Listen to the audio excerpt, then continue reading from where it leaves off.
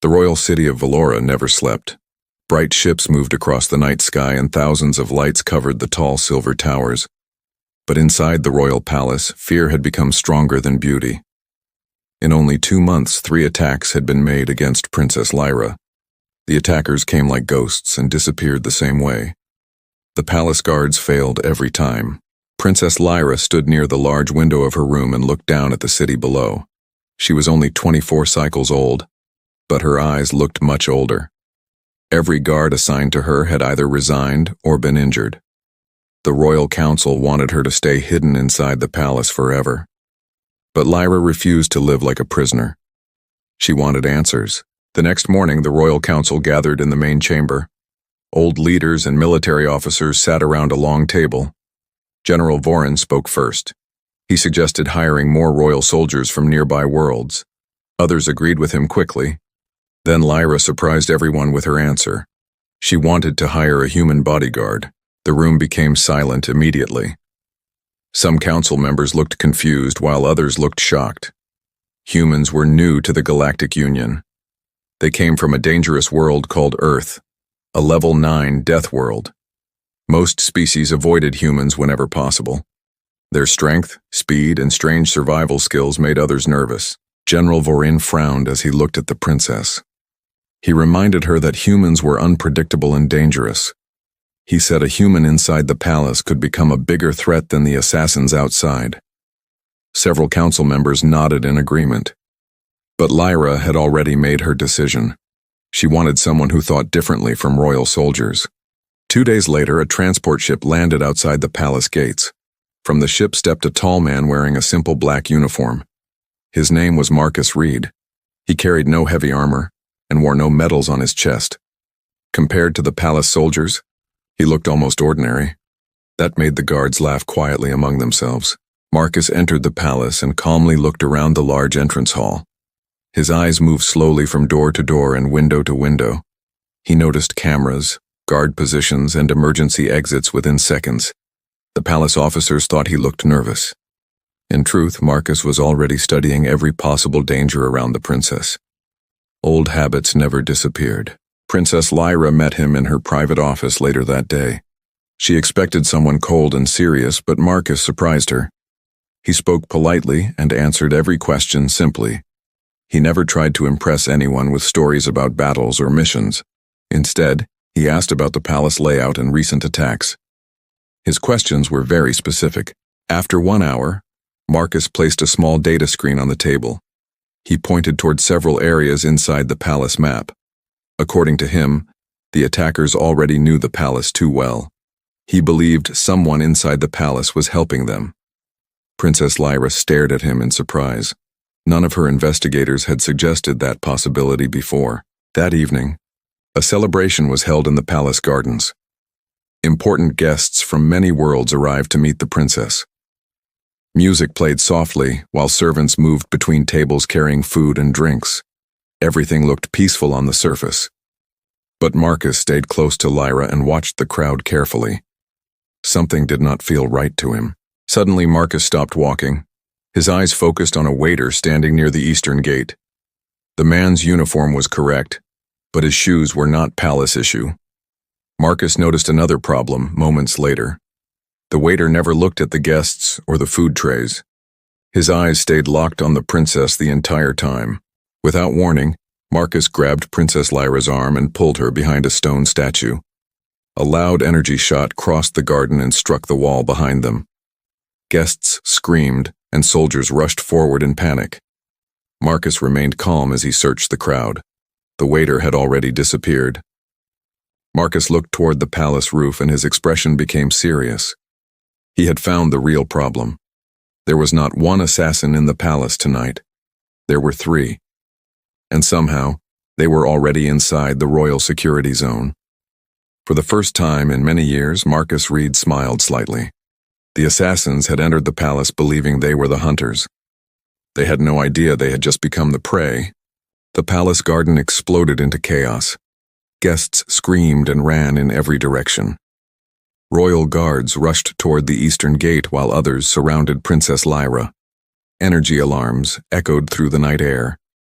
But Marcus did not move with the others. His eyes searched the rooftops and shadows around the garden. Marcus slowly looked toward the northern tower. A small flash appeared for only a second. Most people would never notice it. Marcus immediately recognized the reflection from a sniper scope. Without wasting time, he pushed Lyra behind a stone wall near the fountain. 1 second later, another energy shot struck the ground where she had been standing. General Vorin finally reached the princess with several soldiers behind him. He ordered everyone back toward the palace entrance. The guards formed a defensive circle around Lyra and prepared to move. Marcus shook his head immediately. He believed the attackers wanted exactly that. The palace halls would become a trap. Vorin looked angry at the human's words. He reminded Marcus that he was not in command of royal security. Marcus answered calmly and pointed toward the entrance doors. More than 20 guests had already entered the palace in panic. The assassins could easily hide among them. Suddenly, Vorin understood the danger. Marcus asked Lyra one simple question. He wanted to know if there was another safe route inside the palace. The princess quickly mentioned an old service tunnel below the gardens. It had been built hundreds of years earlier and was rarely used now. Marcus nodded immediately. That would become their escape route. The group moved quickly toward a hidden door behind the fountain. 2 royal guards opened the entrance while others stayed behind to slow down the attackers. Marcus entered last and closed the heavy metal door behind them. The tunnel was dark and cold. Only emergency lights guided their way forward. As they moved deeper underground, Marcus suddenly stopped walking. He raised his hand and everyone froze. The tunnel was completely silent except for the sound of distant machines. Marcus slowly knelt near the floor and touched the metal surface. Then he looked up at the princess with serious eyes. Someone had walked through the tunnel recently. The dust on the floor had been disturbed only hours earlier. Fresh footprints moved deeper into the passage. General Vorin stared at the tracks in disbelief. The tunnel maps were classified information. Only palace officials and security officers knew about this place. Marcus's earlier warning suddenly became very real. There is a traitor inside the palace, Marcus said quietly. No one answered him. The group continued moving through the tunnel carefully. Every shadow now looked dangerous. Every sound felt like a warning. Even the experienced soldiers kept their weapons ready. Princess Lyra noticed that Marcus never looked afraid. He simply watched and listened while walking beside her. After several minutes, they reached a large maintenance room below the western gardens. Marcus entered first and checked every corner carefully. Everything seemed safe at first glance. The soldiers finally lowered their weapons slightly. Some of them even started to relax for the first time since the attack began. Then the lights suddenly went out. The room became completely dark. A second later, red emergency lights filled the room with a blood-colored glow. Before anyone could react, an energy blade appeared from the darkness. One royal guard fell to the ground immediately. Panic spread through the room as shadows moved between the walls. "The assassins found us," Vorin shouted. Marcus stepped forward and pulled a small combat knife from his belt. The assassins wore black armor that hid their faces completely. There were 3 of them exactly as Marcus had predicted. They moved quickly and silently through the room. Even the royal soldiers struggled to follow their movements. The first assassin rushed toward Princess Lyra. Marcus moved first. His body crossed the room in a single second. He blocked the assassin's attack and knocked the weapon away with one powerful strike. The attacker crashed into a metal wall and stayed down. Every soldier in the room stared at the human in shock. None of them had ever seen someone move that fast. The second assassin attacked from behind. Marcus turned at the last second and avoided the energy blade by only inches. He grabbed the attacker's arm and threw the assassin across the room. The armored figure slammed into a control station with enough force to destroy it completely. Sparks filled the air around them. The third assassin did not attack. Instead, the figure stood quietly near the exit door. Then the assassin spoke for the first time. "The human was not in our reports." Marcus looked directly at the masked figure. The assassin slowly lowered the weapon. Then came the words that made the entire room fall silent. Marcus read, "We thought you died on Titan Station 6 years ago." For the first time that night, Marcus's expression changed. The assassins did not simply know who he was. They knew his past, and that was far more dangerous. The maintenance room became completely silent. Even the remaining assassins stopped moving for a moment. Princess Lyra looked at Marcus with confusion in her eyes. General Vorin tightened his grip on his weapon. Everyone wanted answers, but Marcus said nothing. His eyes remained locked on the masked assassin near the door. The assassin slowly removed the helmet. Underneath was the face of a woman with a long scar across her cheek. She looked directly at Marcus without fear. 6 years ago, Titan Station burned, she said calmly. Your entire team was declared dead. Marcus remained silent for several seconds before finally speaking. That report was wrong. The assassin gave a cold smile. She explained that many powerful people had wanted Marcus dead after Titan Station. He had ruined important plans and destroyed valuable alliances.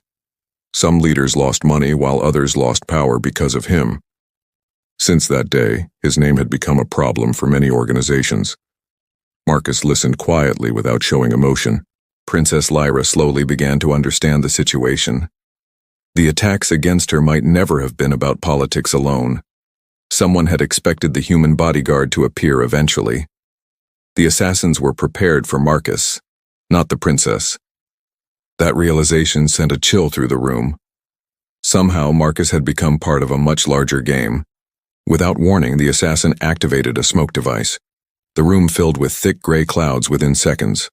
Royal soldiers lost sight of everything around them. Orders and warnings echoed through the darkness. Marcus immediately moved toward Princess Lyra and pulled her behind a damaged machine. Years of training took control of his actions. Energy shots flashed through the smoke from every direction. Marcus watched the movements carefully and counted each attack silently. One shot came from the left. Another came from above. A third came from near the broken control station. Marcus suddenly understood their strategy. The assassins wanted confusion, not victory. Marcus grabbed a small metal tool from the floor and threw it across the room. One assassin reacted immediately and fired toward the sound. That single mistake revealed the attacker's position. Marcus moved quickly through the smoke and reached the assassin before anyone else could react. Seconds later, another body hit the floor. The smoke slowly cleared from the room. 2 assassins were unconscious while the female leader had disappeared completely. General Vorin looked around in disbelief.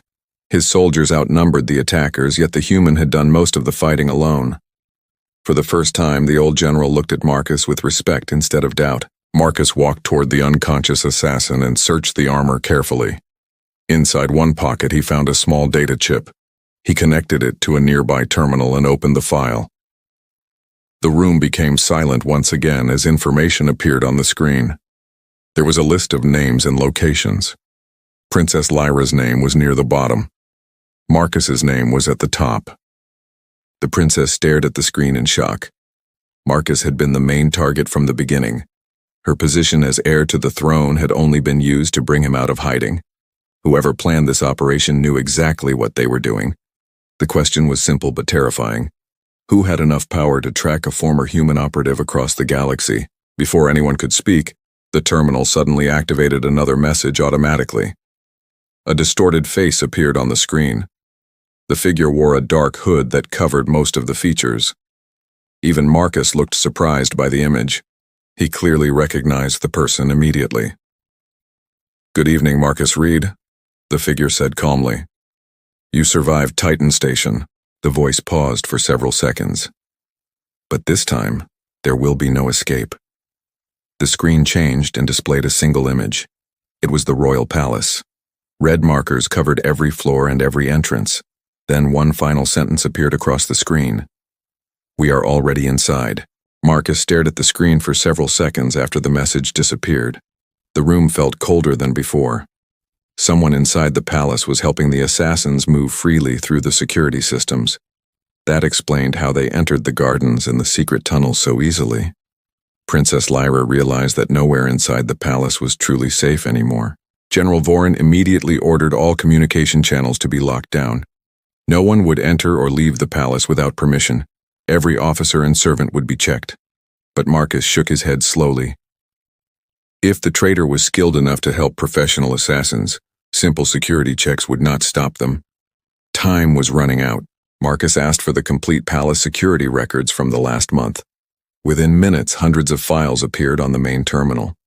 Most officers looked confused by the amount of information. Marcus quietly studied the records one by one. His eyes stopped when he noticed something unusual. One security officer had entered restricted areas far too many times. The officer's name was Captain Soren. Soren was one of the palace's most trusted men.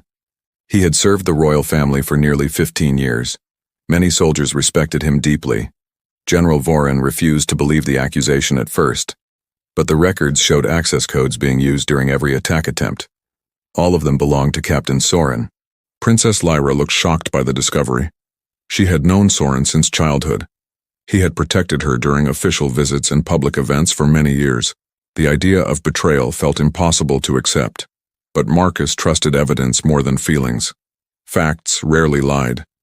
People did. Before anyone could react, the palace light suddenly flickered. Emergency alarms filled every hallway and room. Security systems across the building began shutting down one by one. The main terminal displayed a single warning message. Unauthorized access had been detected in the palace command center. Marcus immediately understood what was happening. "The traitor knows we found him," he said calmly. The group rushed toward the command center using emergency corridors. Along the way, they passed frightened guards and confused palace workers. Nobody understood why the security systems were failing. Doors opened and closed without warning. Cameras turned off across entire sections of the palace. The assassins were turning the palace itself into a weapon. When Marcus and the others reached the command center, the room was empty. Screens flashed with warning signs and system failures. In the center of the room stood Captain Soren. He was holding a small control device in his hand. Several armed guards stood behind him with weapons ready. Princess Lyra stepped forward slowly. She asked him one simple question. "Why?" Soren lowered his eyes for a moment before answering. He explained that powerful groups in the Galactic Union feared the future queen. Lyra supported peace with humans and stronger alliances with Earth.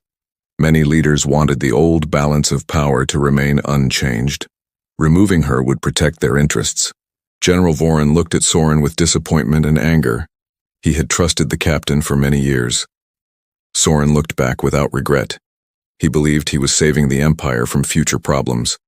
In his mind, betrayal had become duty. Sometimes the most dangerous enemies believed they were heroes. Suddenly, Soren pressed the device in his hand. Every door in the command center locked instantly. At the same moment, explosions shook the palace above them. Dust fell from the ceiling as alarms grew louder. Marcus quickly checked the security screen nearest to him. Multiple armed figures had entered through the western landing platforms. The final attack had already begun. Marcus looked toward Princess Lyra. "They are not here for a mission anymore. They are here to finish it."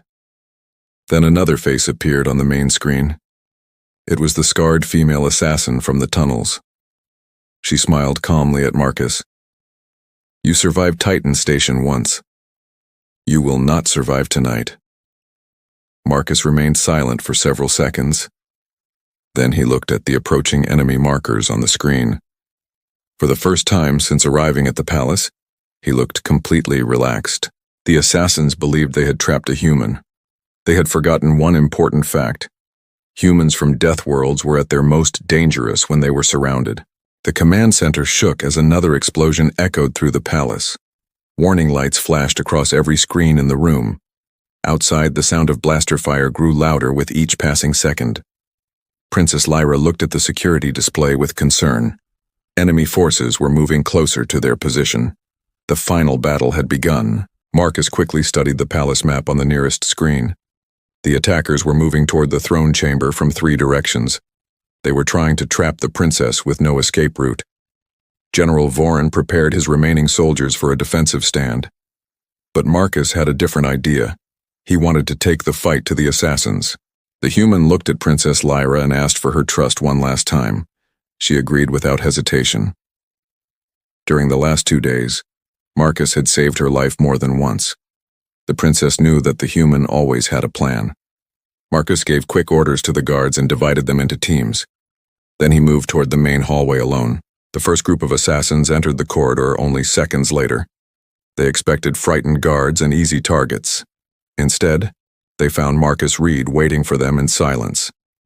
The human stood calmly in the center of the hallway. The attackers raised their weapons immediately. Marcus moved before they could fire. Within seconds, the corridor became a battlefield. Marcus used the narrow hallway to remove the attackers' advantage in numbers. One by one, the assassins fell back under his attacks. The surviving enemies could hardly believe what they were seeing. The human moved with speed and precision that seemed impossible. The hallway soon became quiet again. Far above them, the scarred assassin watched through the security cameras. Her expression slowly changed from confidence to concern. She had studied Marcus's military records for years, but reading reports and facing reality were very different things. The human was even more dangerous than the stories claimed. For the first time, she began to worry. Meanwhile, General Voren led the palace guards through the eastern wing. Inspired by Marcus, the soldiers fought with new determination. Guards who had been afraid only hours earlier now pushed the enemy back room by room. The palace slowly returned to royal control. Even Voren himself fought beside his soldiers on the front line. Marcus finally reached the throne chamber doors. The scarred assassin stood waiting for him inside the large room. Around her stood the last members of her team. Princess Lyra and the guards arrived only moments later. Everyone knew the battle would end here. The assassin slowly lowered her weapon and looked directly at Marcus. "You should have stayed dead on Titan Station," she said quietly. Marcus remained calm as always. "You should have stayed away from my mission," he replied. The room fell silent for a brief moment. Then the fighting began. The battle lasted only a few minutes, but it felt much longer. The remaining assassins fought with skill and discipline. Yet Marcus and the royal guards fought harder. One by one, the attackers were defeated. Finally, only the scarred assassin remained standing in the center of the chamber. She looked around at her fallen team. The woman lowered her weapon slowly. She looked toward Marcus with tired eyes. "Why do humans fight this hard?" she asked.